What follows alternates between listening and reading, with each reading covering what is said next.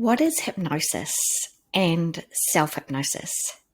Well, it's a natural, normal state that you already have lots of experience of going in and out of. It's, in fact, a state where you're fully aware and in control. And the truth is that nobody can hypnotize you.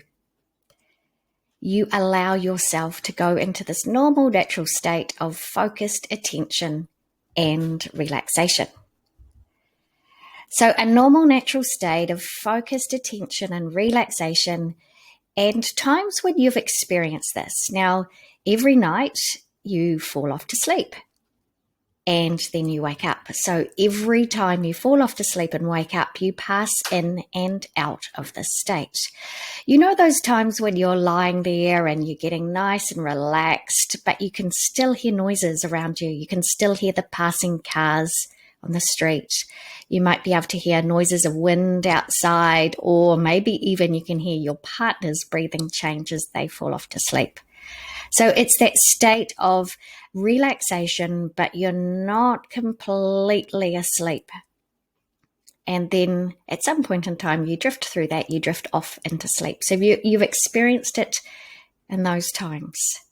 You've also experienced this state when maybe you were really mesmerized by a good book or at the movies. Now, Hollywood does contain the world's greatest hypnotists because they get you into a state of focused attention. And just think about the times when you've been to the movies and maybe something has been quite emotional. There's been a sad scene playing out on the screen and tears have come to your eyes. Or maybe it was something that you got scared of and you found that your body was quite tensed up. You were drawn into what was happening on the screen. Your attention was fully focused, and that is exactly the same state. Now, most of you will also be very aware of experiencing this state when driving.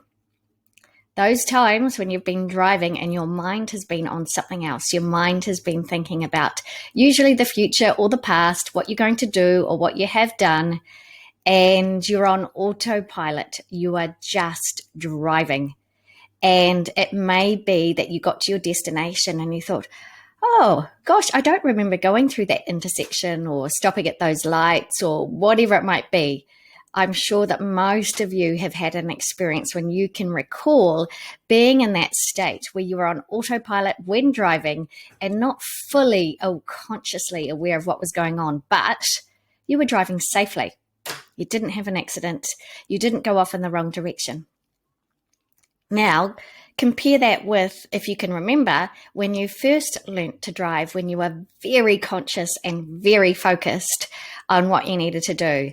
You knew exactly where your feet were, where your hands were, and you were thinking just about driving. So after a little while of driving, after you'd been driving after some time, you find that you can easily go more into autopilot mode where you just jump into the car, you maybe turn on the radio or listen to a good podcast or have a good conversation with somebody, and there's a part of you that can focus on the conversation or what's going on from the radio, and there's a part of you that can just automatically do the driving. Okay, so those are all the same states as the state of self-hypnosis. Now, focused attention and relaxation. Now, ironically, that's the best way that we're going to help you learn to get into the state, focusing your attention on relaxation. And often what it can feel like when we do this is that your mind is still alert and awake and your body is asleep. Now, when I say your body is asleep, it might just feel like your body is feeling more relaxed, more comfortable. It also might feel like parts of your body might feel a little bit heavier or a little bit lighter and floaty. So it might be that you have your hands just on your lap or your hands by your side.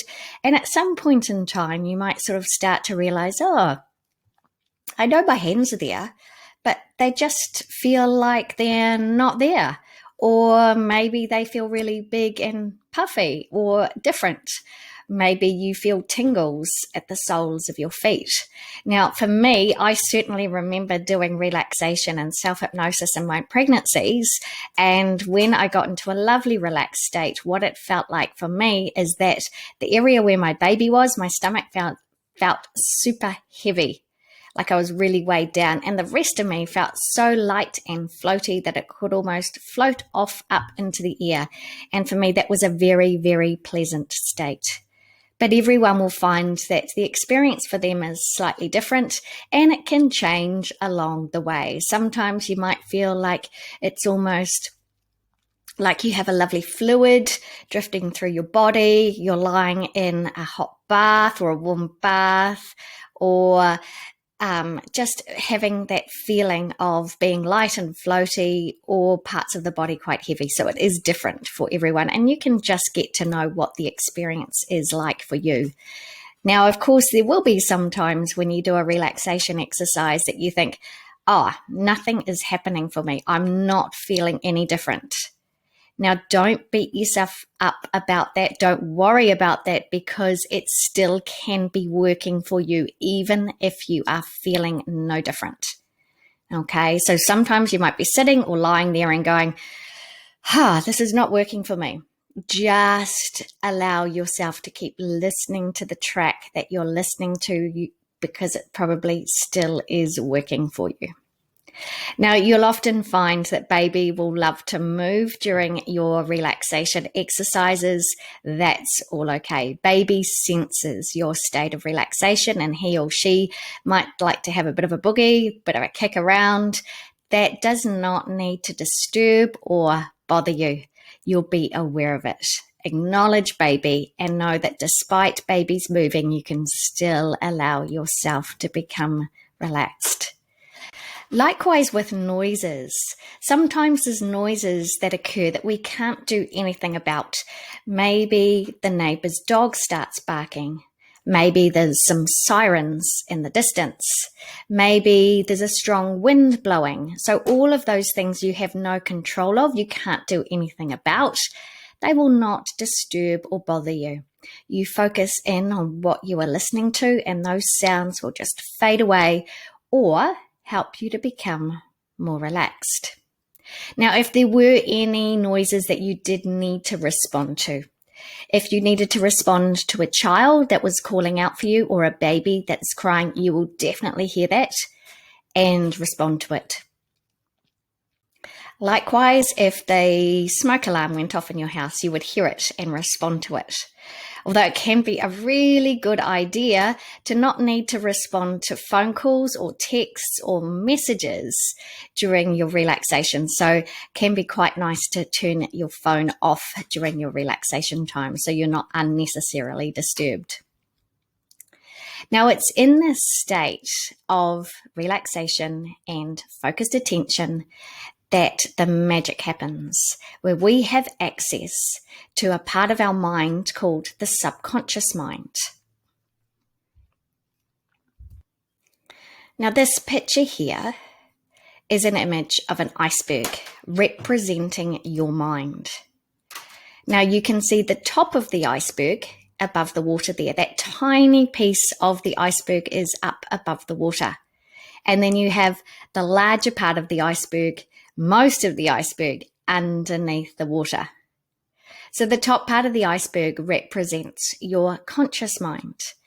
Now, our conscious mind is very rational, it's logical, it's argumentative, it's analytical, it's critical, it's going to weigh things up, it's going to argue back. Now, conscious mind is amazing. It processes thousands of pieces of information per second, and it's great for short-term memory. So you can probably remember what you had for breakfast this morning or dinner last night. But can you remember what you had for breakfast 2.5 years ago or 3.5 weeks ago? You probably can't. And that doesn't matter, because that's not important for your conscious mind to collect those memories. Your conscious mind is full of other memories that you've chosen to keep and you've chosen to remember. Now, what's super interesting is the conscious mind is really only responsible for 5% of what goes on in our lives. The bigger part of the iceberg has an effect on our lives by 95%. That's right.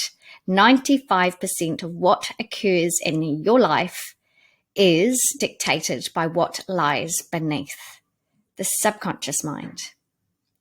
Now, the subconscious mind runs on programs that it has downloaded over the years of your life. Now, what's super interesting is that many of those programs that are running for you today, so just like a computer program, many of those programs that are running for you right now, having a direct influence on your life, were programs that were probably downloaded in the first 7 years of your life. So a baby is born largely as a blank slate, largely. Okay. And in the first 7 years of a baby's life, they absorb everything that's going on around them. Everything they see, everything they hear, everything they experience is downloaded into their subconscious mind, directly into it. They have no filter. And you can think about the conscious mind being like a filter. They have no filter for the first 7 years of their lives. So you had no filter for the first 7 years of your life. So everything that you experienced in the first 7 years of your life was downloaded into your subconscious. And what that does is that has a huge impact on your habits. It sets up your habits, your behaviors, your perceptions of the world, the way that you see and view the world around you, the way you respond to it. Our personalities are largely formed in the first 7 years of our lives. Quite amazing. So, no pressure. As parents, you have a huge influence on your baby's first 7 years of their life. So, of course, you have to be perfect parents. I'm only joking. Okay, you're not going to be perfect parents. But what I want you to know is that all the good stuff that you do in those first 7 years will have a huge impact on your baby, their personality, their habits, their behaviors, the way that they see and perceive the world. So all of that good stuff, put in a good effort for the first 7 years. After the age of 7, the conscious mind kicks in as a filter. You can kick back, relax, and parenting done. Not really. If only. It would be really good. No. But the biggest effect that you have on their lives is all the things that they experience in that first 7 years. So you can blame your parents for everything that's wrong with you because of what you experienced in the first 7 years. And no, I am only joking there too. I want you to know that we do have the ability to download different programs and overwrite existing programs in our subconscious mind. And the best way to do that is through repetition and hypnosis or self-hypnosis. Okay, the best way to change the programs in our subconscious mind. So, for example, you may have grown up thinking that you're a bit of a wuss, that you can't handle strong sensations, you can't handle painful sensations or situations. Imagine if that is part of your belief system. Just imagine. Then you get to this stage of your life and you're thinking about birthing a baby, and maybe you have that thought in your mind, well, I won't be able to handle this, simply because you have that program downloaded in your mind. Would you like to change the program? Would you like to know that you are strong and you are powerful and you have everything you need within you to be able to do whatever it is that you want to do? For example, birth this baby. Do you want to know that you can do it? Do you want to know that you can have a comfortable, smooth, and positive birthing experience? And if you do, if you want to download those programs, you're in the right place, because we are going to give you tools to be able to do this. First step, your affirmations. So you have a handout. You have a piece of paper with a list of affirmations on it, or if you have my book, you've got a list of affirmations in there as well. You have an audio track to listen to. And when you listen to those affirmations repeated over and over and over again, then they will be downloaded into your subconscious. And you will kind of go into the birthing experience feeling maybe that these statements are running around through your system. I describe it as they felt like they were part of my DNA. They felt like they were in my blood system. They were just true and real for me. I knew that I could breathe beautifully. I knew that I could have a comfortable experience. I knew that I was powerful and I was strong and I could do this. And it came from listening to those affirmations repeated over and over again. Now, also you have your relaxation exercises. And when we go into a state of relaxation, that subconscious mind is ready to download and accept all those positive ideas, those positive visualizations, those experiences that you're going to imagine. The subconscious downloads those and runs them as a program, so that it becomes an automatic response for your body to respond to those thoughts and those beliefs. Because the subconscious mind is like a loyal, obedient servant. It's not going to argue back.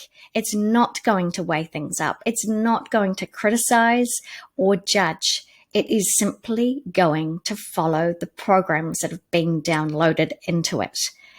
And we call the subconscious mind the mind of the body. Whatever beliefs, whatever programs are downloaded into the subconscious mind, your body will respond to. Now, the state of hypnosis is a normal, natural state that you cannot get lost or stuck in. The worst thing or the best thing that happens is that you might drift off to sleep. Okay, and this could happen quite a lot. You might start to put on your relaxation tracks and a few minutes later find that you're kind of out to it and you wake up at the end, or you wake up a few hours later if you've listened to them at night, and you might start to think, are they working for me? Now, the biggest question I always get is from people asking, I keep falling asleep when I listen to the tracks. Are they working for me? Yes, they are. They're conditioning you to release, relax, and let go. Now, in the first 45 to 60 minutes in a sleep cycle, your subconscious mind is still alert and still aware and taking on board the information. So the longest tracks that you have to listen to are around about 25 minutes long. So you could fall asleep in the first few minutes and your subconscious mind will easily pick up all the information that it needs to download into the subconscious mind. Okay. It does it better that you've fallen off to sleep. Now, would you be disappointed if you fell off to sleep in the early stages of your labor? Probably not. It's quite a nice thing to do. So the worst thing that can happen as a result of falling asleep to your practice is that in your early labor, because you've conditioned yourself to release, relax, and let go, you might fall asleep. And that's a wonderful, wonderful thing to do, because the best thing that you can do in your early labor is conserve your energy to wind down, to drift off to sleep. And don't worry, you won't miss anything important. Okay, you won't miss baby's arrival. You will be woken up when those surges and those waves get stronger and more noticeable. So, what you need to do is start to get into a habit of practicing this relaxation, this self-hypnosis. And most of the time, I refer to it as relaxation because that's all it is. I would recommend that most days you listen to one of your audio tracks. You will find that there's some that you resonate with more than others, some that you prefer to others. And sometimes you might feel the need to change it up. Sometimes you might get sick of your favorite one and you wanted to listen to something different.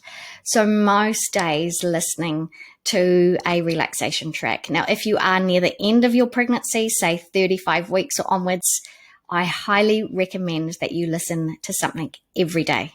But if you were, say, only 20 weeks or 25 weeks, it might be 5 or 6 days a week that you would listen to something. Please try and make sure that you will be in a place where you're uninterrupted, ideally. Okay. Also making sure that you're getting into a comfortable position. And sometimes it's just the idea of relaxing.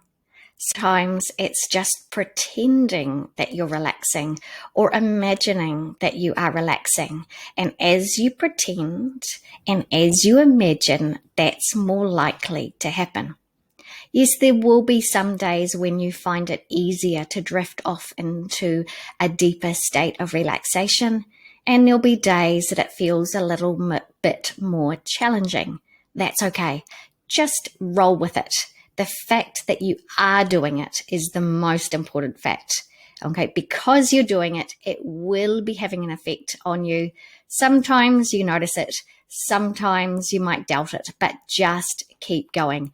Each and every day that you practice your relaxation, it is having a positive and powerful effect for you, your subconscious mind, and your body, and also a very beneficial effect on your baby too.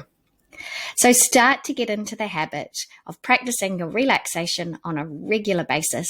And of course, you've got your audio tracks and you've got the other tools that are coming in future videos.